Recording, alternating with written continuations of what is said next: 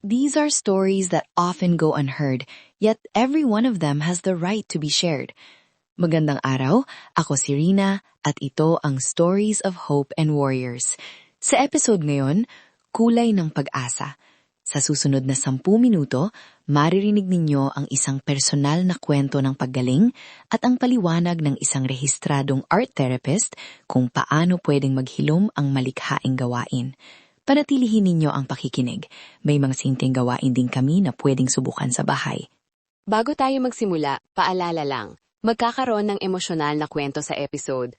Kung kinakailangan ninyo ng agarang tulong, tingnan ang episode notes para sa mga lokal na support hotline at grupo.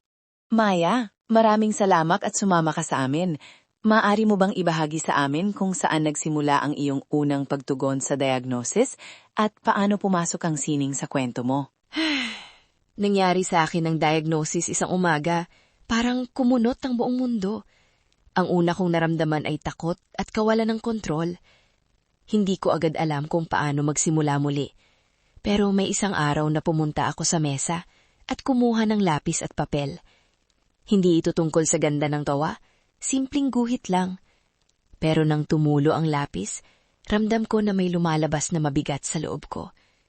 Nakaramdam ako ng konting taludan. Parang may pinto na nabuksan. Ang simpleng guhit lang? Kakaiba. Pwede mo bang ilarawan ang unang gawa na yon?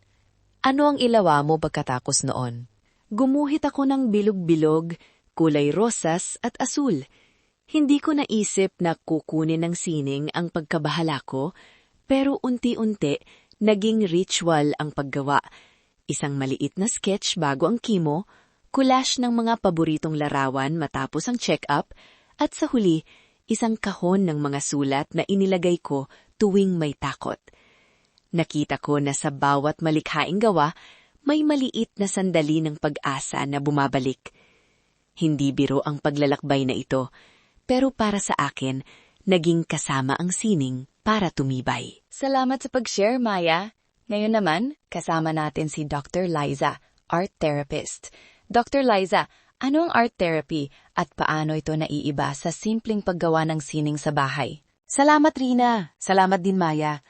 Ang art therapy ay isang structured at ligtas na proseso kung saan ginagamit ang malikhaing ekspresyon para tuklasin ang damdamin, maproseso ang trauma at mag-develop ng coping skills. Hindi kailangang maging artista ang pasyente. Ang therapist ay gagabay, tatanungin kung anong naramdaman habang gumagawa, tutulong magbigay ng kahulugan sa gawa at sasamahan ng tao sa pagbuo ng mga bagong paraan ng pagharap. May ebidensya na nakakatulong ito sa stress reduction, pagbawas ng anxiety at pagpapalakas ng sense of control sa mga taong may chronic conditions tulad ng cancer. Pwede mo bang ibahagi ang ilang praktikal na gawain na pwedeng subukan ng aming mga tagapakinig sa bahay? Simple at abot kaya. Oo naman. Narito ang 4 na madaling activity na pwedeng gawin kahit sino. Una, ang color check-in. Maglaan ng 10 minuto. Pumili ng kulay na bumabagay sa nararamdaman mo ngayon at gumuhit ng anumang linya, hugis o pattern.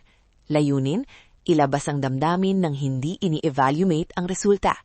Pangalawa, collage ng alaala. Gumamit ng lumang dyaryo, magazine o mga lumang litrato. Gupitin ang mga imahe o salita na sumasalamin sa pag-asa mo at idikit sa papel. Pangatlo, liham at kahong ritual. Sumulat ng isang liham sa iyong sarili, maaring puno ng pag-asa o pagluha, at ilagay sa maliit na kahon. Tuwing kailangan mo ng lakas, buksan at basahin. Pang-apat, safe place drawing. Iguhit ang isang lugar na nagpaparamdam sa iyo ng ginhawa, kahit gawa-gawa lang. Lahat ng ito ay nagtataguyod ng pagkakaroon ng kontrol at nagbibigay daan sa pagbibigay kahulugan sa karanasan. Ang simpleng color check-in ang madalas kong ginagawa sa ospital habang naghihintay.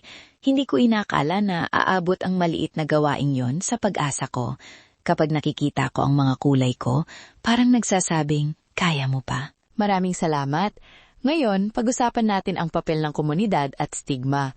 Dr. Liza, paano nakakatulong ang malikhaing komunidad sa pag-alis ng takot at pagbuo ng katatagan? Ang komunidad, mga art group, workshop at online support spaces ay nagbibigay ng validation at shared experience. Kapag nakikita mo ang gawa ng iba na may katulad na pinagdadaanan, nagkakaroon ng sense na hindi ka nag-iisa.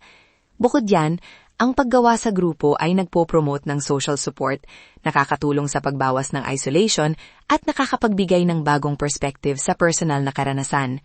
Mula sa maliit na grupo ng collage hanggang sa community exhibit, ang proseso ng pagbabahagi ay bahagi ng paghilom. Akala ko dati na pribado lang ang nararamdaman ko. Pero nang sumali ako sa isang maliit na art circle sa barangay, nagulat ako. May tumitingin, may nakikinig, at may nagbibigay payo. Minsan, ang simpleng, "Kumusta ka?" habang may hawak na pintura, ang malaking bagay. May mga pagkakataon ding natatawa kami ng sabay. Ang tawa, kahit munting sandali lang, napakalakas para sa loob. Saan pwedeng maghanap ang mga tagapakinig ng ganitong klase ng suporta at workshop? Maaari silang tumingin sa mga local na community centers, hospital-based support groups, at online platforms na nakatuon sa cancer support at art therapy. Maraming maliit na workshop ang libre o may minimal fee. Para sa mga nag-eeskapo ng takot sa personal na pakikipagtitipon, may mga virtual na grupo na pwedeng salihan. Importanteng tandaan, ang art practice ay supplemental, hindi kapalit ng medikal na pangangalaga.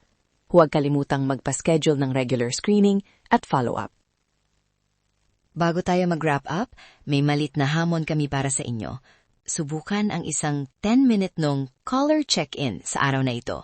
Kuha ng papel at kulay, gumawa ng isang maliit na guhit, at i-text o i-share ang pakiramdam ninyo sa amin o sa inyong support person. Kung komportable kayo, ipadala sa episode notes ang isang salita tungkol sa ginawa ninyo.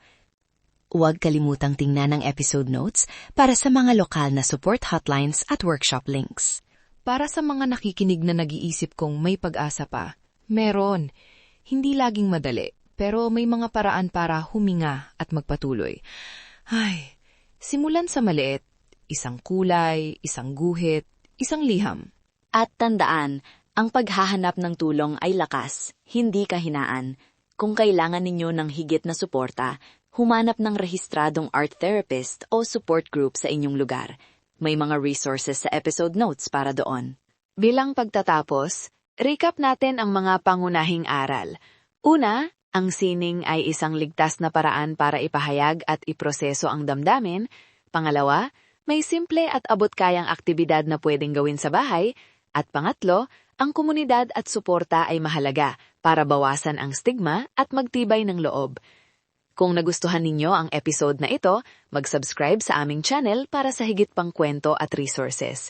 Huwag kalimutang tingnan ang episode notes para sa mga linked at support hotlines. As we end today, let us remind you that even in the hardest moments, hope is always within reach. Hope is stronger than fear. Screen share, survive.